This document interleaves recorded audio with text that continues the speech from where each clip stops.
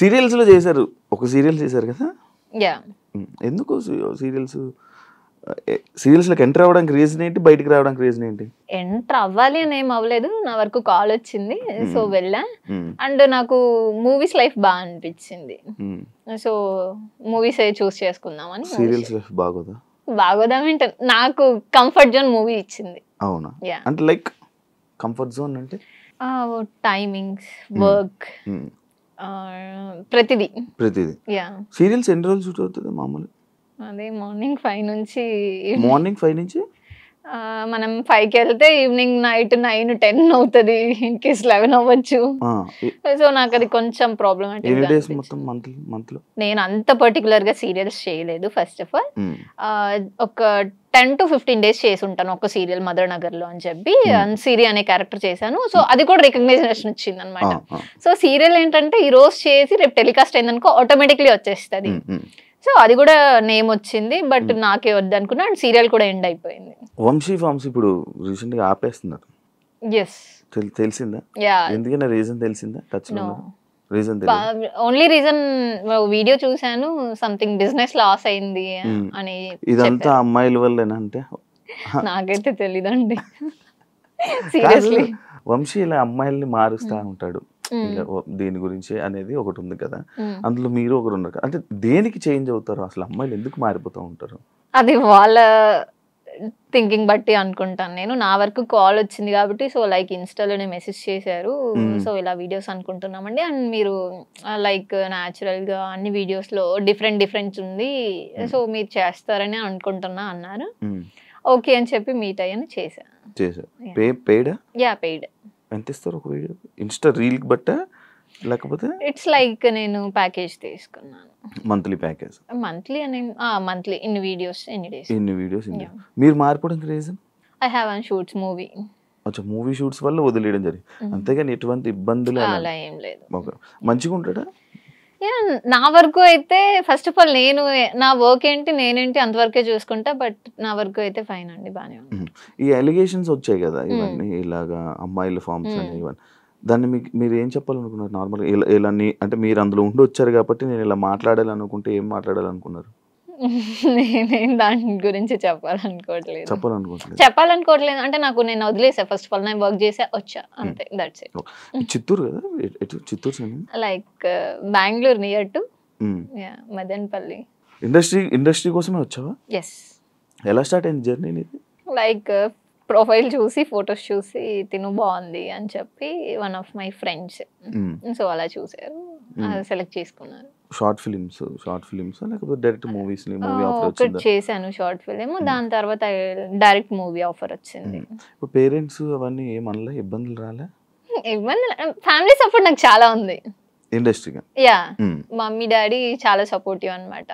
So నా కూతురు ఏదైనా చేస్తుంది అన్న పాజిటివ్ ఉంది వాళ్ళ దాంట్లో, సో అది చాలా హ్యాపీ. చాలా.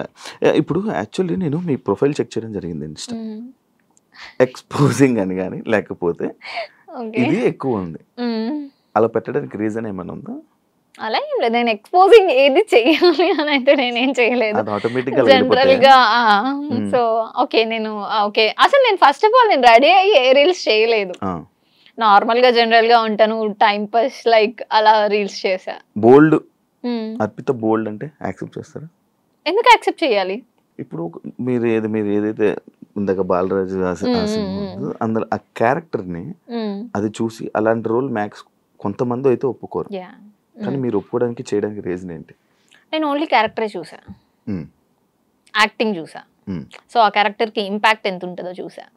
సో అలా సో డెప్త్ ఉంది క్యారెక్టర్ లో. ఫస్ట్ ఆఫ్ ఆల్ అది ఒక సోషల్ మీడియా నుంచి ఒక హస్బెండ్ ఇలా అయిపోతారు అన్న కాన్సెప్ట్ బేస్డ్ మూవీ. సో అది బోల్డ్ అని నేను బట్ ఉంటది, బోల్డ్ అండ్ హ్యార్ష్ ఉంటది.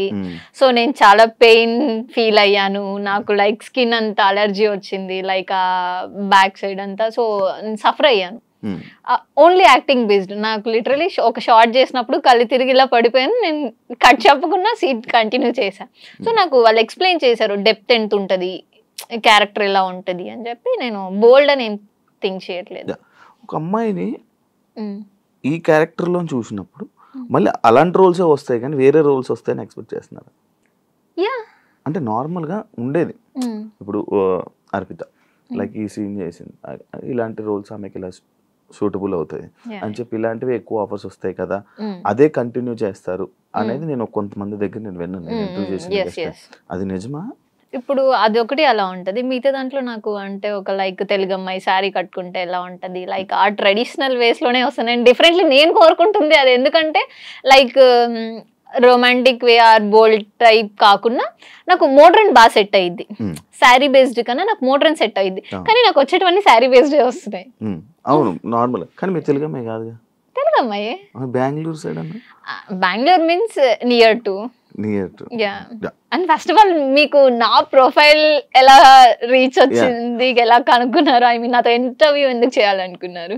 లైక్ నేను చూసాను, నేను కూడా ఒకప్పుడు ఒకనొక టైంలో రీల్స్ చూసేవాడిని వంశీ ఫంక్షన్, ఎవరి అమ్మాయి అని అనుకున్నాను. దాని తర్వాత మొత్తం అన్ని చూసి మీ ఐడి చూసిన తర్వాత ఏంటి ఏం జరిగింది అంతా చెక్ చేస్తే ఓకే ఇలా నీ ప్రొఫైల్ అంతా నేను ఇన్స్టా మొత్తం చెక్ చేసా, ఫొటోస్ అన్ని చెక్ చేసా. లైక్ ఆ ఫొటోస్ అన్ని షూట్లని మూవీస్ కోసమే పెడతారా మీరు ఇన్స్టాలో? ఇంకేమైనా రీజన్ ఉందా? నార్మల్లీ పెడుతున్నాను. నార్మల్గా పెడతాం, నార్మల్గా ఏదో పెట్టుకుని వెళ్ళిపోవడం అంతే. అంతేగా. అంతేనా? కాదు ఎవరు ఏమనలేదా ఆ ఫొటోస్ చూసి? ఏమి లైక్ ఎందుకు ఇలా నార్మల్గా ఉండొచ్చు కదా, అలా ఏం లేదు, అలా ఏమి ఇబ్బందులు? అలా ఇండస్ట్రీ అంటే కమిట్మెంట్స్ అలాంటివి వస్తుంది, అలాంటివి నాకేం ఎదురవ్వలేదు. ఎవరు ఆడాలా? లేదు. కానీ అది ఉందా అసలు, ఆ సిచ్యువేషన్ ఉందా? ఎందుకు వస్తుంది అంటే మూవీ ఇండస్ట్రీ అంటే ఇలా కమిట్మెంట్ అందరూ అదే అడుగుతారు, ఎందుకు మూవీ ఇండస్ట్రీ అంటే జస్ట్ లైక్ కమిట్మెంట్, అదే ఎందుకు అలానే థాట్ వస్తుంది? అంటే ఏమో అంటే ఉన్నారు చాలా మంది వచ్చి చెప్పారు, ముందుకు వచ్చి కెమెరా ముందుకు వచ్చి చెప్పినవి ఉన్నాయి, కొన్ని ఇవన్నీ ఉన్నాయి. దాని గురించి అడుగుతున్నా. నేనైతే ఫేస్ చేయలేదండి. లిటరలీ నేను జగన్నాటకం, బాలరాజు, జట్టి అండ్ రాధేకృష్ణ ఒక 4-5 మూవీస్ చేశాను. ఇప్పుడు కూడా లాస్ట్ 2024లో ఒక మూవీ స్టార్ట్ అయింది. సో చేసిన వర్క్ డైరెక్టర్స్ అయితే సో నాకు వర్క్ బేస్డే కాంటాక్ట్ అయ్యారు, వర్క్ చేసుకున్నా వచ్చిన. నేనైతే స్ట్రగుల్ అవ్వలేదు.